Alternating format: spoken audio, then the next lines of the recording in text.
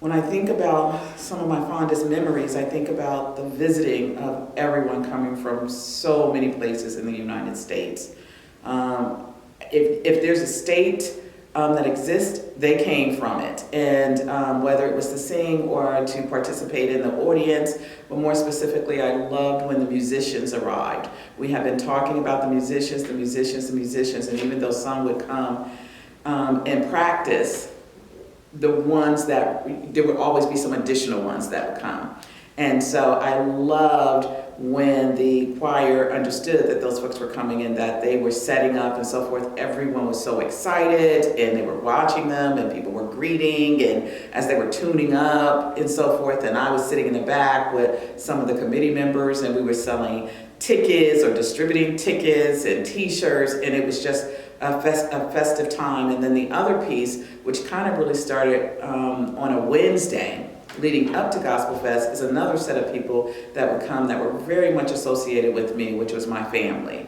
And they would all start pouring in starting Wednesday through Saturday. And some of my good friends I call family. I think about Carrie Crushon and Ernestine Galloway, and coming in, and they would have cakes and pies, and we would eat our heart out on that Saturday night. And so my fondest memories is both family and friends coming together and the excitement of all these visitors that were truly family, that were coming into town to support Gospel Fest, to support me, support Pastor Rodney and everyone else in the church. And so that I would say is probably the things that stand out the most that I remember and think, I smile when I think about it.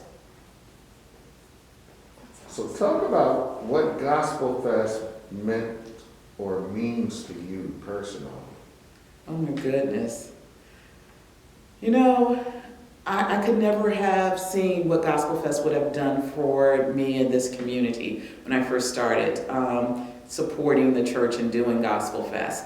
But it really is, for me, the Black experience, the Black church experience. I came from New Jersey. I grew up in a Black Baptist church, and this reminded me of home in this particularly predominantly white state, which is certainly fine. I have thrived here, but I absolutely miss those things that I love so much about my Black experience in New Jersey at the Jerusalem Baptist Church. And so it meant that I got to worship in a way that I was used to worshiping. It meant that I got to hear the genre of music that I love so much.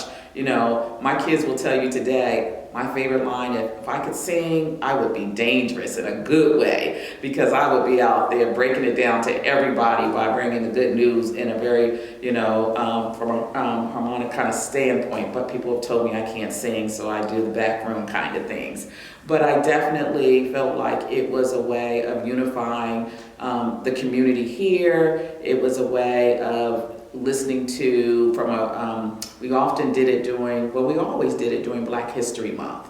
And I felt like it was a very educational moment to look at the trials and tribulations of what happened to African Americans and Black. And it's a moment in time where you get to see how it carried a group of people through slavery. We understand and know a lot about, well, some of us do, in terms of the Negro spirituals and the Civil Rights Movement. And we also absolutely, if we don't know, we should know that how much jazz and blues kind of come from that as well. So I really saw it as an educational moment, a way of honoring, celebrating those who have come before us, and also encouraging those who are right there in the present and what will happen in the future. So it's very important. So do you think Gospel Fest has outlived its time? And if so, why? And if not, why not? I absolutely think that Gospel Fest has not outlived its time. First of all, gospel music is such an emotional kind of art and expression. It can go from being hopeful to feeling hopeless, from hopeless to feeling hopeful, back and forth, the emotions that come. And in this time, I'll bring up what happened on January 6th at the Capitol. We are a very polarized, very divided country. We need music and other things that bring us together and unify, but also lyrics in those songs that tell the facts, the truth, the history. We need all of those things. So no, it is needed more than ever. And it's the kind of music that I used to say when I chaired for probably, I think, about 20 years, the Gospel Fest program. And I used to stand up in front of everybody, especially at the Flynn, and say things like, don't sit there, stomp your feet, move, and you can't help yourself. And so I think that it's needed more than ever just to bring people together, it expresses the history, and it tells the truth. And you know what? It's the kind of music that regardless of what you believe, I think that there's a sincere appreciation for what it means in our history and in society. So now, I know for one thing, I will continue to listen to it and share it with the world. So absolutely not. It's needed.